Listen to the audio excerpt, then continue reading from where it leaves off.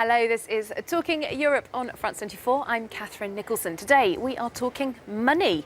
Mark Twain famously said, "The lack of money is the root of all evil." Here in Europe, a surfeit of dirty money is causing headaches right now. There's a growing mountain of evidence that illicitly obtained cash has been flowing into the bloc from all sorts of places. Azerbaijan, the UK, British Virgin Islands, Russia and more.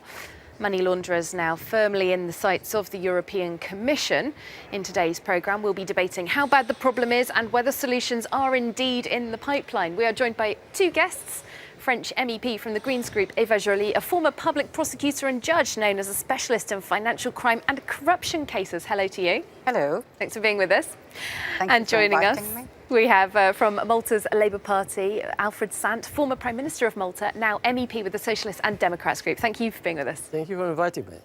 Well, we're going to start off then to give our viewers a bit of a taste of what kind of case we're talking about. Our team in Paris has put together this report about a recent scandal involving the Estonian branch of Denmark's biggest lender, Danske Bank. It was a shock financial revelation. In September, Denmark's biggest bank, Danske Bank, admitted that payments amounting to €200 billion, many suspicious, had moved through the branch between 2007 and 2015. The Estonians had warned that this is going on, and these warnings were not heeded. So it took longer than it should have taken us, both Danish authorities, Estonian authorities, to end it, because there was a clear lack of quick cooperation, and I think we should all learn from this. It's not enough to just send letter and accept that you were not taken seriously. At his State of the Union speech on September 12th, Jean-Claude Juncker outlined proposals to give the European Banking Authority a powerful new mandate to impose sanctions directly on the banks of member states. This would make the EBA the ultimate arbiter in the most serious cross-border money laundering cases. Anti-money laundering supervision has failed all too often in the EU. Enhancing the mandate of the EBA would ensure different supervisors cooperate and exchange information, and that anti-money laundering rules are enforced effectively across EU countries. In related recent news, the anti-corruption NGOs Transparency International and Global Witness published a report denouncing poorly managed golden visa schemes that mean a wealthy enough individual can pay for citizenship, allowing them to potentially evade tax and launder money while moving and working freely within the EU. Once we have some weak points in the EU where it is easy to enter the space, the whole of Europe has a problem. The two NGOs are calling for action. They have set out a number of recommendations, including the need to broaden anti-money laundering rules so that they cover all those involved in the golden visa industry. Well, let's come back to our guests now for our debate. This is, of course, money laundering is a criminal activity. There are serious concerns that it has been massively financing terrorist attacks that we know have been such a problem in Europe in recent years. Alfred Sant, how have we got to this position? It seems like something has to change. Well, you have to look at the overall picture as well. When capital controls came to be abolished in the West, flows of finance went right through the system without any kind of monitoring, any kind of surveillance, tied to the globalization that was also going on. So you had these massive flows of finance going through the whole banking, insurance, private system, with no controls at all. And obviously, where before there used to be some kind of checks as to how monies were being moved through, they no longer exist. So the whole thing has become quite an endemic process now, and what we're doing is trying to ride and run after the developments by which money gets laundered, taxes get dodged, and money gets hidden. Eva Joly, are things moving in the right direction in Europe? Well, if we judge by the number of scandals, I think we can say that this criminality, which carries 10 years of imprisonment in Denmark, for instance, it is total impunity, and people are talking about lessons learned. But I want to say that I think that time is over to learn. And this criminality has been going on for decades, and it is getting worse. What are we talking about? In Danske Bank, we are talking about 240 billion euros. 10 times the GDP of Estonia. That was what I wanted to say. They have laundered every year equivalent of the GDP. And so they cannot pretend they didn't know, they didn't see. Money laundering is a business. It's a business model. People are earning money by laundering illicit money from Russia or from Azerbaijan or from other places. And as long as banks do this business as a business model, I think we have to punish, we have to be able to conduct inquiries. You know, for the Danske Bank, the problem is how was that possible that it happened? That is institutional problem, but it is also what is the responsibility of the head of the bank, of the persons involved. And I think they have a case to answer. Well, the member states very much responsible for this individually at this point. If I come back to you, Alfred Sant, I know that you've said recently that Malta has been unfairly targeted by the Justice Commissioner, Věra Jourová, over this. But in Malta, if I quote the report from the Panama Papers Committee, it said that there's been no police investigation despite evidence from the Financial Intelligence Analysis Unit of serious risks of money laundering. Jourová was targeting a bank called Pilatus in Malta. And she was right about that because there were problems with monitoring what was going on. Charges have been brought against the bank's but the point owner. there is that Pilatus is a very small fish in a big pond with big whales around. I mean, we speak about Danske Bank, but back-to-back with Danske Bank, there was Deutsche Bank as well involved. Deutsche Bank was in parallel with Danske carrying the stuff through. But just because a bigger bank is doing it as well, that doesn't mean a small bank money laundering is okay. But doesn't it sound curious that you suddenly start talking about a very small bank in a very small country and not talking at all about Deutsche Bank and about Danske Bank? Well, we could talk about lots of different banks. Eva Joly, is this, are member states being victimised? Of course they Malta is a small member state. I do not think we can say that, because in Malta you have the Prime Minister who went to the marriage of the founder of Pilatus Bank. There are a lot of photos, you can see them in a luxury environment. There are links between the political elite and the head of Pilatus Bank, the Iranian funder.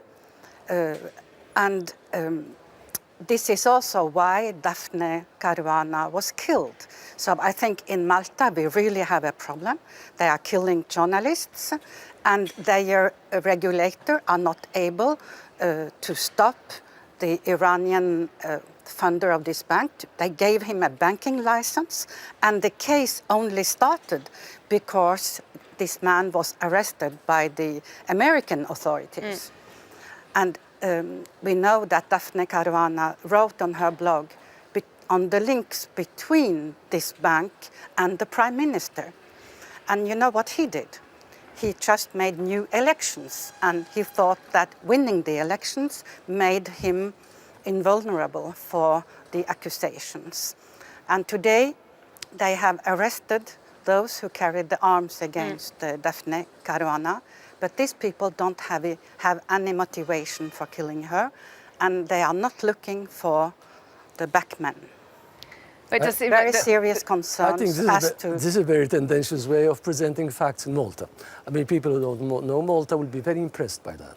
I know Malta, and I think this is a very tendentious way of presenting facts.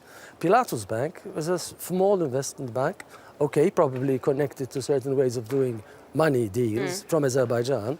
And its president was really caught in the US because he was trying to get around US sanctions on Iran, which is what the EU is doing now at the moment, given that sanctions have been lifted. So the whole point is this. I mean, okay, let's investigate Malta. Let's talk about Malta in a non-tendentious, caricatural way.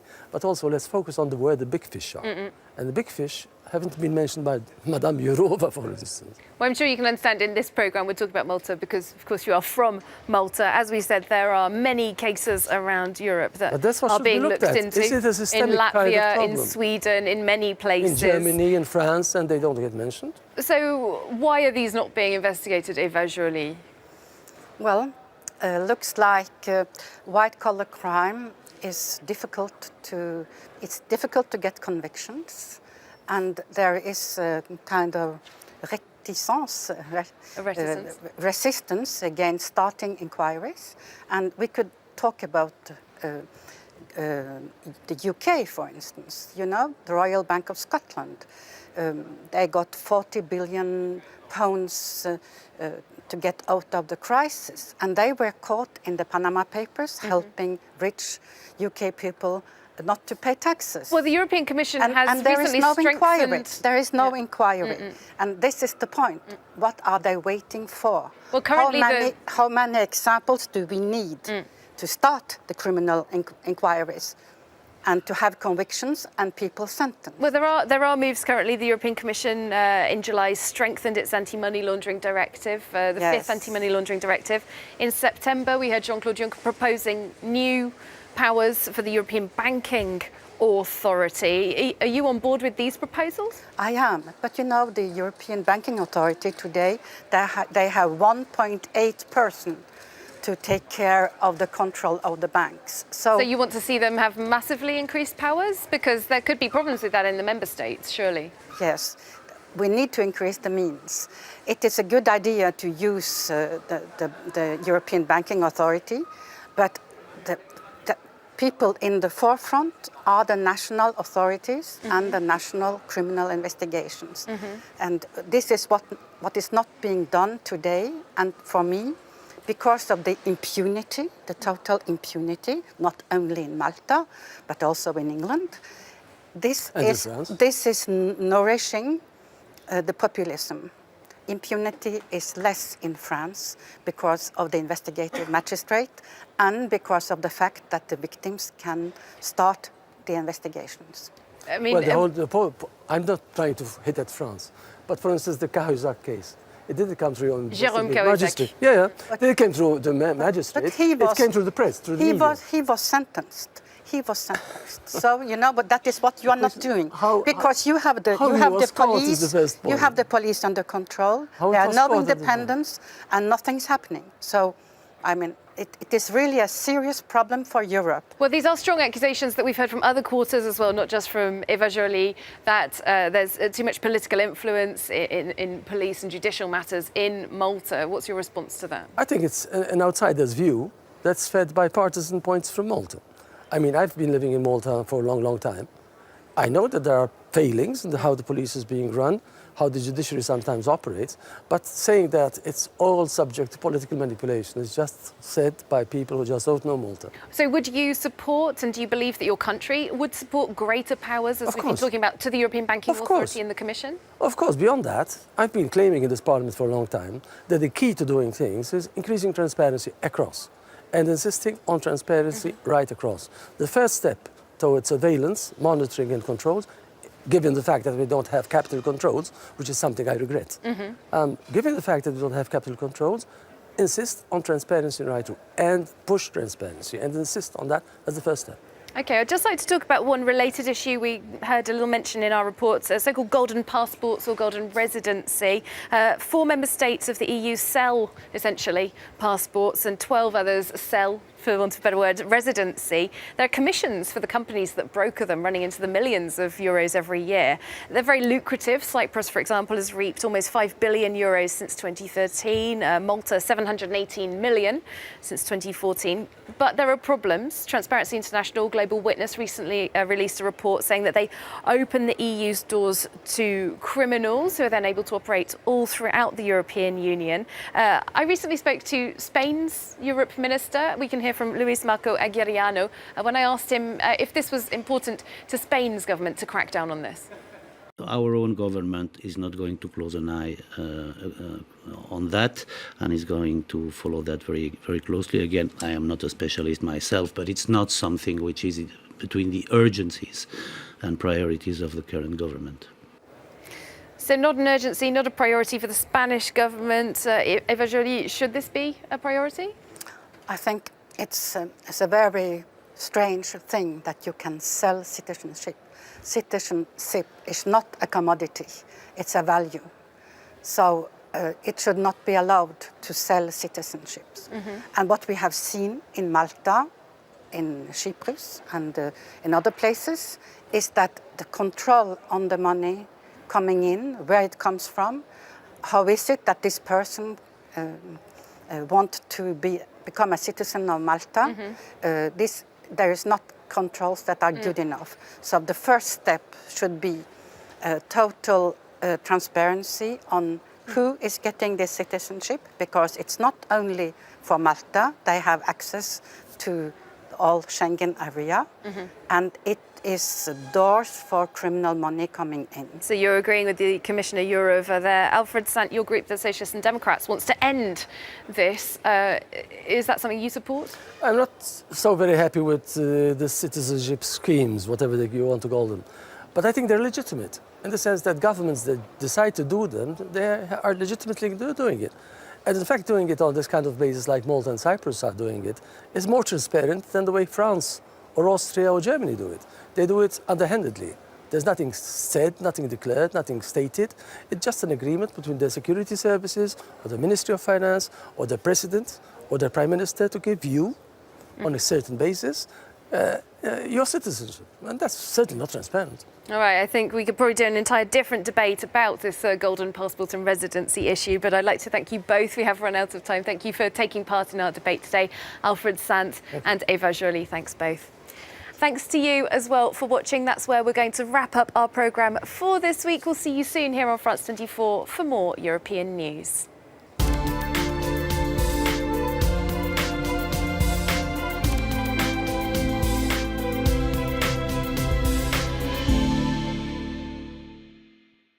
Idi Amin Dada, Uganda's despotic leader, presided over his country in the 70s. He is remembered in very different ways. Some recall the hundreds of thousands who were killed and tortured. However, those who were born after that horrific era laud his lesser-known accomplishments. For them, he was as a builder, a nationalist and a separatist, the leader of time in Uganda's history, which they regard as a bygone golden era. We revisit the compiler of Idi Amin Dada here on France 24.